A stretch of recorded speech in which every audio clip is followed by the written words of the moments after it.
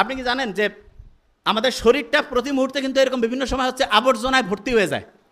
এইটাকে পরিষ্কার করার জন্য রোজার চাইতে ভালো কোনো সিস্টেম বিজ্ঞানীরা এখন খুঁজে পায়নি।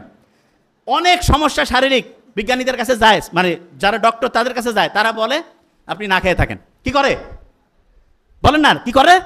না খেয়ে থাকা।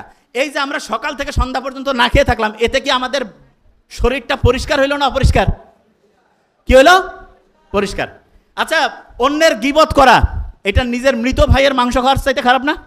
আচ্ছা আপনি আমাকে বলেন তো, আপনি যদি অন্যের গীবত করেন, তাহলে বিজ্ঞানীরা এখন দেখছে আমাদের যে প্রিফ্রন্টাল কর্টেক্স, হিপ্পোক্যাম্পাস, এইটার কার্যকারিতা কমে। তার মানে ব্রেইনের যেই জায়গাটা পড়া মনে রাখতে হেল্প করে, পরীক্ষায় উত্তর লিখতে হেল্প করে, সেই জায়গাটা ধ্বংস হয়ে যায় অন্যের সমালোচনা করলে। আল্লাহ যে অন্যের সমালোচনাকে, গীবতকে এতটা মানে হচ্ছে যে বলা যেতে পারে যে নিষিদ্ধ করেছেন, এতটা যে নিরুৎসাহিত করেছেন, এটাকে আমাদের ব্রেইনের জন্য ভালোর জন্য না খারাপের জন্য? ভালোর জন্য। ক্লিয়ার? আচ্ছা, মেডিকেলে যারা যারা পরীক্ষা দিবে, এখানে আছে না অনেকে আছে ভার্সিটিতে পরীক্ষা দিবে, একটা বুদ্ধি শিখাই দেই, একটা বুদ্ধি শুধু, তাহলে পড়া একদম ক্লিয়ার হয়ে যাবে। প্রত্যেকে এটা নোট করে ফেলি, খুব ইম্পর্টেন্ট। 2 মিনিটের মধ্যে গোটাল জিনিসটা প্যাকেট করে ফেলবো ইনশাল্লাহ। সেটা কি? মেডিকেল অ্যাডমিশনে 5টা বক্স আছে। কয়টা বক্স? 5টা বক্স। 5 ওয়াক্ত নামাজের মতো 5টা বক্স।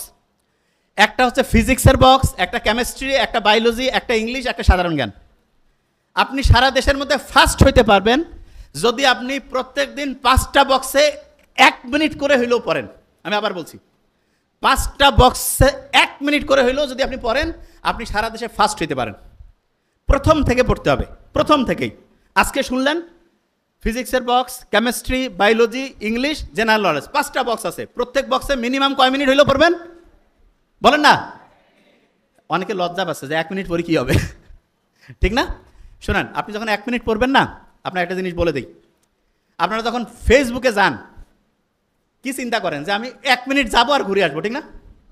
এটা তো ফেসবুকে যাওয়ার সময় কিন্তু স্যার এরকম করে যে 1 মিনিট যাই ঘুরে আসতেছি। ও আল্লাহ, 1 মিনিট যাওয়ার পরে 2 ঘন্টা কোন দিক দিয়ে গেছে ওর খেয়ালই নাই। আর পড়ার সময় কি করে যে একবারে 3 ঘন্টা পড়বো। এই 3 ঘন্টা পড়বো, এটা যখন ব্রেইনে দেয়, ব্রেন বিরক্ত হয়ে যায়। 3 ঘন্টা একটা কাজ। ওই যে প্রফেসর মোত্তাহামি স্যার বললো না যে একজনকে বলছে এই বই পড়া, কয় না ভাই আমার ধৈর্য নাই, পারবো না। তো একটানা 3 ঘন্টা যখন পড়তে দিব, ব্রেন পছন্দ করবে না। তাহলে কি করা লাগবে? ব্রেনকে বলবো আমি 1 মিনিট পড়বো। মজার ব্যাপারটা কি জানেন? আপনি যখন 1 মিনিট পড়বেন, তখন মনে হবে 2 মিনিট, 3 মিনিট, 5 মিনিট। ইসলামে এই জন্য একটা খুব অসাধারণ কাজ আছে, আমল ছোট হইলেও দৈনিক অল্প অল্প অল্প করে করো, বলছে না? আচ্ছা, আমরা যখন ট্রাভেলিংয়ে যাই, তখন কসরের নামাজ আছে না? আমি বলি কি, পড়াশোনার ক্ষেত্রেও কসরের পড়া আছে। কীরকম? ঈদের দিন কোনো প্রোগ্রাম, কোনো জায়গায় কোনো হচ্ছে দুর্ঘটনা ঘটছে, ওই দিন কসরের পড়া পড়বো। কিসের পড়া? কসরের পড়া মানে কি সেটা বলি। ধরেন নামাজ আপনি যতটুকু নর্মালি পড়েন, তার 4 ভাগের 1 ভাগ ধরেন পড়লেন, কথার কথা সব মিলে। তা আপনি দৈনিক মনে করেন যে 4 ঘন্টা পড়েন। যেই দিন আপনার পড়ার কোনো মুড নাই, মন মেজাজ খুব খারাপ, সেই দিন কসরের পড়া। কসরের পড়া মানে আধা ঘন্টা, 20 মিনিট, 15 মিনিট আমি পড়বই পড়বো। ক্লিয়ার? তাহলে বলেন তো, কসরের পড়া ঈদের দিনও আমি পড়বো 15 মিনিট, 20 মিনিট, তার বেশি পড়লে সমস্যা নেই, কিন্তু মিনিমাম 15 থেকে 20 মিনিট আমি পড়বই পড়বো। ক্লিয়ার?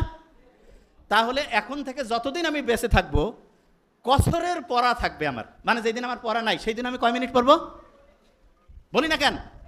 15 থেকে 20 মিনিট পড়লে হবে। আচ্ছা, যে জিনিসটা বলতেছিলাম, যে আমাদের যে ব্রেইনের যে নিউরনগুলো আছে, এগুলো ভালো কাজে শক্তিশালী হয়, আর খারাপ কাজে হচ্ছে ধ্বংসের দিকে যায়।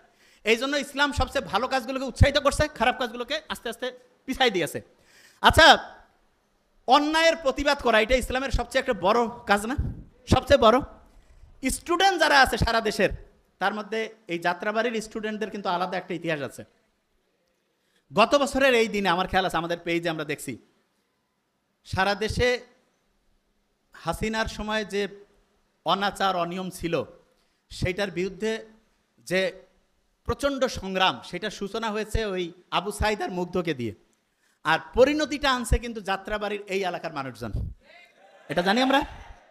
এবং যাত্রাবাড়ির যে শিক্ষার্থীরা এবং এখানকার যে মানুষজন যে অসীম সাহসিকতা দেখাইছে, বাংলাদেশের নতুন এই স্বাধীনতার ইতিহাস যখন লেখা হবে, তখন যাত্রাবাড়ির একটা আলাদা অধ্যায় থাকবে।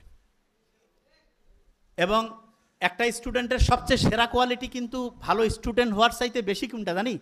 অন্যায়ের প্রতিবাদ করা। কিসের? অন্যায়ের প্রতিবাদ। তা আমরা যারা এখানে আসি মেডিকেলে